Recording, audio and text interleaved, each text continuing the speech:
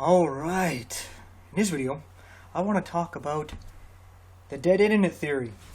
And what you're looking at over to my side here is basically who and what is on the internet. Because what you see there is basically just some electronics and wiring and stuff, right? And that symbolizes the bots and the AI that is basically making up most of the so-called people on the internet. So you got to be very careful on the internet. Not like these bots and AI are going to hack into your profiles, which they probably could, and pretend to be you and what have you, but that you're talking to these people and you think they're real. A lot of times it's the older ones who think that these are real people when they're not. People who are, I guess, middle-aged, they might think they're real people, but they think they're just trolls. And the younger people basically are all tied up in that because they're acting just like these bots, this AI, these trolls online. So the different age groups are reacting to it differently. But I think there's something to this, because there's times I talk to people on online forums, I talk to them in the comment section, and a lot of times their responses don't make sense.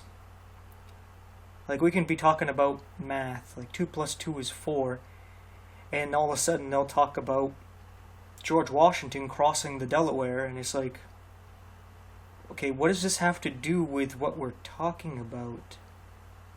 Like, I can't tell if this is a person that's just throwing up a smoke screen and trying to change the subject. Is this a bot? Or is this like an AI that has no idea how to hold the conversation? But with these people, I give them a little bit of a chance to see if I can get some reason out of them. And if I don't, I either think of them as a troll, some dog or pig, somebody who is a real person, but spiritually they're just a piece of shit. So I just block them. Or they're a bot or an AI, and I'm not really talking to a person, so I just block them, because there's no point in trying to talk with a robot, because you can't reason with a robot, which is kind of like how a lot of people are today. You can't reason with them because they only believe what they've been programmed to believe from their youth. They haven't been taught how to think, but what to think, just like a robot. Robots are not taught how to think. They're just told, this is what's what, this is your job, go do it. And the bots go do it. AI has a little bit of thought, but it's very limited. Like, there's some people who can think a little bit, but they still won't deviate from their programming, right? They grew up with certain beliefs, and they're like, oh, I was born this way, I'm going to die this way, kind of thing. And it's like, but why? Why? You're basically saying you're just going to stick with it because you started with it. Not because it's true, not because you're convicted that it's true, that you can see that it's true through all of the study and the evidence and logical deductions and all this. No, I'm just going to stick with it because this is what I started with, so I'm going to go with that. And, and that's that. And it's just like, okay, so if somebody started out in a family that was Luciferian, it was satanic, imagine if they said that same thing. Well, yeah, perhaps it's wrong and it's, evil, and there's all kinds of hypocrisy and contradictions and inconsistencies, but, born a Luciferian, born a Satanist, die one too, right? And you'd be like, that's just stupid. Well, that's how a lot of people are, even if it doesn't come down to that. Whatever they just started with, they don't really think about it. They're just like, well, this is what I was given, that's what I'm going to go with. They're basically, like my nephews keep saying, oh, you're an NPC. You're a non-player character, right? You're just a little bot in the story that you're playing in this video game. You're not able to think. And that's how a lot of these people generally are. People are just NPCs. You can talk to them, and if you talk within their parameters of what they're programmed, you can have what seems to be a good conversation. Like you get into this game like one of the Elder Scrolls games, and you talk to some bartender or somebody at the inn, and they tell you this story of some weird thing going on at this person's farm, every full moon they hear this howling and somebody goes missing and they see torn up stuff, and if you talk about what's going on there, they give you this cool story. But then as soon as you say, hey, not that you have these options in the video game, but if you could, like, hey, what about these other things? They're just like, I don't know nothing about that, or, well, okay, well, talk to you later. Right? All of a sudden there's nothing, they have nothing, because they can't get out of the little box that they're in. They've been programmed into it, and sadly enough, when you see this in the games and you start talking to people, you're like, you act like an NPC. Like, I can talk to you about, let's say, you work at some job of some sort. Well, we can interact there. You know about your job. But then when it comes to, hey, let's talk about life, dead. They don't think about their mortality, how they could die at any moment. They're just kind of drones, robots. And that's why there's times where I talk to people online, I really can't tell. Right? You think, oh, this is obviously a bot. But then you can meet the person, you see them face to face, you can have a Zoom conversation with them. I guess nowadays the AI can fake that a lot. But you could end up meeting the person face to face, and who knows, maybe they're robots then too, who knows, right? Getting with the technology they got now, you never know. But you just can't really tell, because some people don't act any different than a robot in the way that they're able to think and hold conversations and contemplate things and grab a hold of new ideas and think about it and dissect it and all that and see how it applies to what they thought was true and to see if it really is true or not, or if you're just making stuff up. If it's basically they got their beliefs, if you say something contrary to it, all of a sudden they got this angriness to them. You're bad, you're evil because you don't believe what I believe, and you're trying to get me not to believe what I believe. And I don't like that. I don't care if you're giving me evidence. You're giving me logic and reason, and you're making all this sense. I don't care. It's not what I believe, so I don't like it, and I don't like you. And then they become these trolls, and they just try to irritate you because they're irritated, and they're in misery, and they want to bring you into that same hell they're in. It's like they're all on this pit, and instead of grabbing a hold of your hand so that they can be pulled out of it, they're like, no, you think you're better than me? You get down here in the pit with me. And it's like, no, I'm gonna walk away now. And then they taunt you while you're walking away. They're in this pit taunting you. You're a coward and you're weak. They're taunting you to come back and fight with them. And it's just like, what can you do, right? What can you do? There's a spiritual battle going on, and their mind has been given over to whatever it is that's got a hold of their mind, and you just pray for these people. Because what else can you do, right? What else can you do? Yeah, I think that's about that. I think there's a lot of truth to this dead internet theory, but I don't think it's all bots and AI. I think it's dead internet because the people on it are dead. Right? You have bots and AI. The difference is a bot is just this programming that it's set to, let's say, go to my channel, subscribe, and leave a comment saying, great video. So you can't really interact with it. It's just a bot that has a profile, will go subscribe and give thumbs up and leave a simple comment, and that's that. Right? A lot of people use these to generate subscribers, to generate traffic to their channel so that they can get ad revenues and get all this support and make money off of it, right? Then the AI is actually a robot that is programmed to try to have a conversation, to try to think and to give responses, but to divert the conversation in certain directions, right? To get you to accept something that you normally wouldn't accept. Like getting into a political or religious conversation and try to veer you away from something that's reasonable and logical, trying to get you to vote a certain way, to believe a certain doctrine or something along those lines, right? And it's just, and then they'll use many of them to try to put like a peer pressure on you, right? Because an AI can use several profiles to then gang up on you where you think it's several people when it could just be one bot. Or it could just be one person, right? And then they'll use many of them to try to put like a peer pressure on you, right? Because an AI can use several profiles to then gang up on you where you think it's several people when it could just be one bot. Or it could just be one person, right? And then they'll use many of them to try to put like a peer pressure on you, right? Because an AI can use several profiles to then gang up on you where you think it's several people when it could just be one bot. Or or even one person using several profiles to try to manipulate you. But then there's a lot of people on there, like I said, that are just dead. It's like they're soulless, spiritless beings, NPCs, that are just kind of wandering through life and just going along, seemingly as if they have no free will or free thought, no individuality. And they also like to interact, and they have an opinion. Believe it or not, they have an opinion, even though they don't think on stuff. They're told what their opinion is, and they fight for that opinion basically to the death, even if it's something stupid. Like they want to say 2 + 2 is 5. They'll fight to the death on something like that. So it's like these people, you gotta walk away, because the internet, for the most part, is generally dead. But that's how it is when you're out in the world preaching the gospel anyway. Like if you were street preaching, generally, it seems like almost 99%, I'll be generous and say 95% of the people will reject what you're saying and don't give a shit, and some will even attack you, whether it's verbally or even physically, just because you're preaching the gospel out on the street. You're warning people that they could die at any moment. They could be judged and thrown into hell for their sins, their sinful nature and impure heart that they can't change. And they'll attack you, verbally or physically.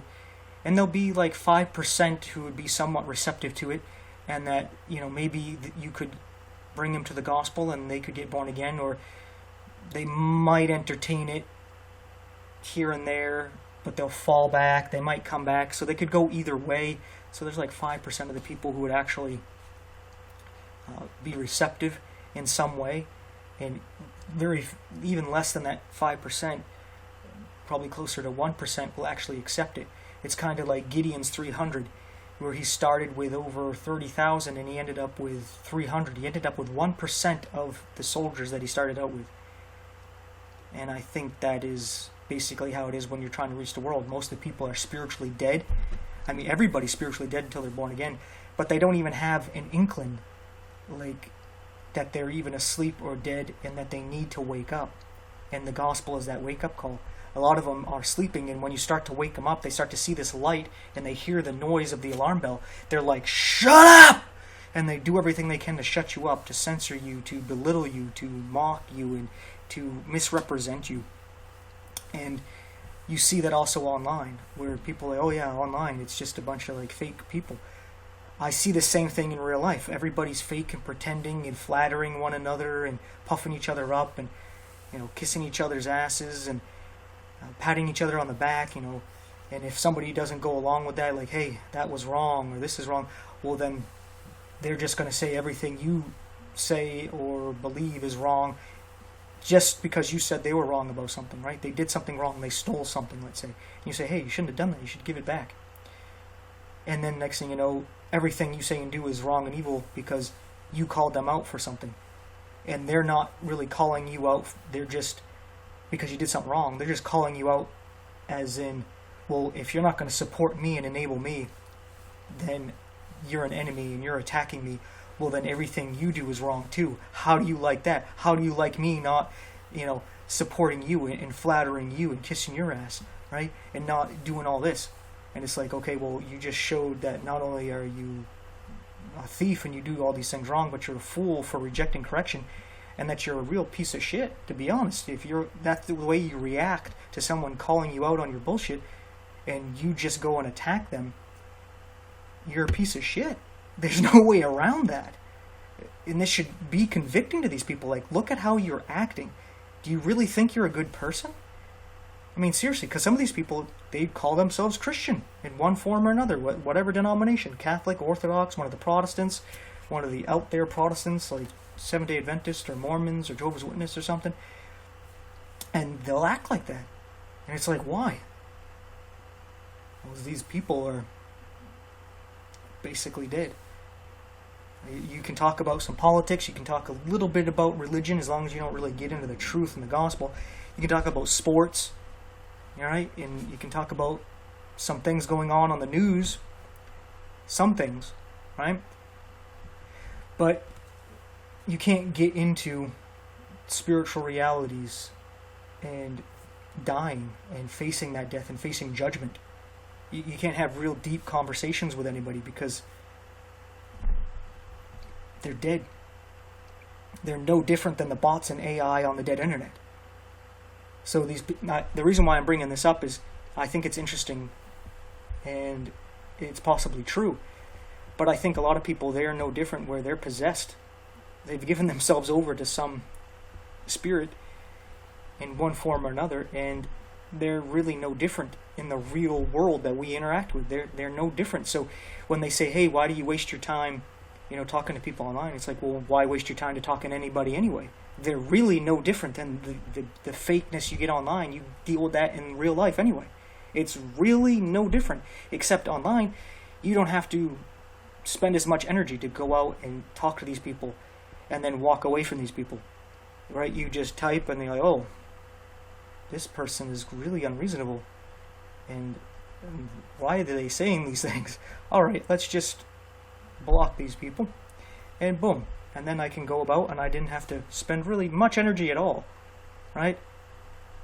It's a lot easier to do that than going out and being like, oh man, I don't get a ride back. I'm gonna have to walk. This sucks. Because I don't want to deal with this bullshit. Because some people, they just want to irritate you because they're irritated. Whether it's by your presence, they're just miserable people. It's nothing necessarily personal. It's a lot of times it's your spirit rubs their spirit the wrong way, or they're just miserable people, and it comes out by wanting to make people miserable like them. Like, if I'm miserable, then everybody else should be miserable. Everybody should be caring about the fact that I'm miserable and do something about it. Since they're not doing something about it, I want to bring them into misery so they know what it's like to be me. They can be with me. We'll all be miserable. And it's some weird psychological thing where they try to make other people like them. And it reminds me of something that I remember my father-in-law saying one time, was that, a lot of us we're just crabs. And we're thrown in a bucket, and when crabs are thrown in the bucket, when one of them tries to get out, they pull each other down. And he's basically referencing himself and the family. And I was kind of like, and he's kind of smiling and laughing about it.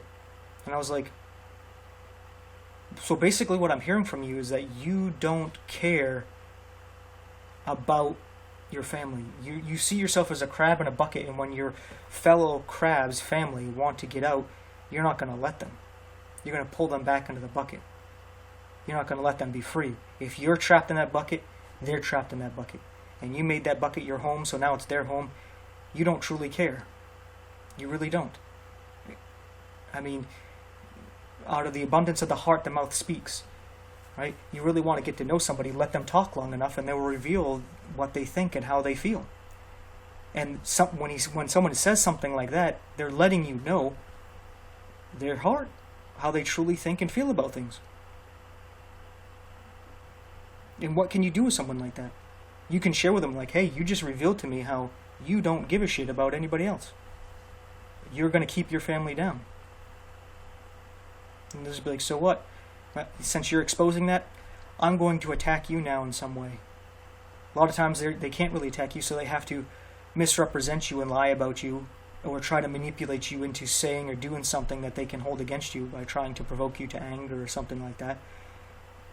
And it just reveals more of the fact that they are being shitty people that need to repent, that need to be born again, so that they're no longer these crabs, right? That they can be like, you know what, if I want to stay in this bucket, I'm going to let everybody get out because I want them to be free, to live and not be stuck in this bucket where eventually they're going to be cooked, right?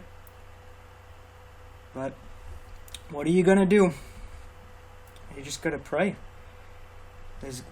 You talk to them. What more can you do? You did what you could to fight that spiritual fight. They're not receptive to it, and they fight against it. What are you going to go to fisticuffs? That's not going to prove anything. Because let's say they beat you down. Well, that's not going to change me. I'm not going to change my beliefs. It's just be like, okay, well, you roughed me up. That sucked. And then if you rough them up, well, if they pretend to believe what you told them to believe, that's all they're doing. They don't truly believe. They're just believing so that you stop humbling them. Right? They agree with you so that they don't get punched in the head again. Right? Or whatever. So all you can do is like, hey, well, I talked to him. Not much else I can do. Pray God that some of the things I said really convict him, really hit him right in the heart, crack open that heart and mind, and open their eyes and ears to the truth, that they are convicted about it. They can't sleep because they can't stop thinking about it. They have dreams about it, right? It just gets to them where you keep telling them, repent, repent, repent, repent, repent, where it's like the telltale heart, right? That poem there where he, I believe he murdered somebody, and he puts the heart, for some reason, under the floorboards. And they're all trying to figure out what's going on. And he hears the heart beating. Even though it's not beating, he hears it. Ba-bum, ba-bum, ba-bum, ba-bum. And it drives him nuts to where he basically confesses to what happened. Right? That's what sometimes you need to happen. Like, pray God. Convict them in that way. That they just, that heart, ba-bum, ba-bum, repent, repent, repent, repent. And it drives them nuts. Where they either completely harden their heart to the point where they just block out God and they made their choice, and then it's completely revealed to everybody what they are is just a devil given over to the devils, or that they repent and they're set free and given a new heart. Because that's the only way. It's a spiritual fight. And if you see that I'm fighting that spiritual fight, please support me by praying for me and that this ministry keeps going in one form or another. Liking, subscribing, commenting, and sharing helps out quite a bit. You watching all the way to this point helps out quite a bit. And if you can financially support, at times I get some support, and then there's times where it just kind of dries up, like recently. So if you could help out that way, it would really help this keep going. Hopefully, only need to keep going for another year. Hopefully not that. I'm looking to the end of this January, not at the inauguration of Trump, but through Hanukkah. I'm kind of hoping it's right around then. But if not, well, it's going to be sometime. Well, I guess this year. It's 2025, so in the spring, summer, fall time at the different feasts and what have you, or Hanukkah next year. But like I was saying, that the latest would be the spring of 2026, so need to make it a little longer than a year, so your support would be greatly appreciated. Right now, everything's looking good. Today looks good, but tomorrow can look good too if you help out, one way or another. So, if you could, that'd be great. But thanks for watching, take care, and stay tuned for the next one. I appreciate it.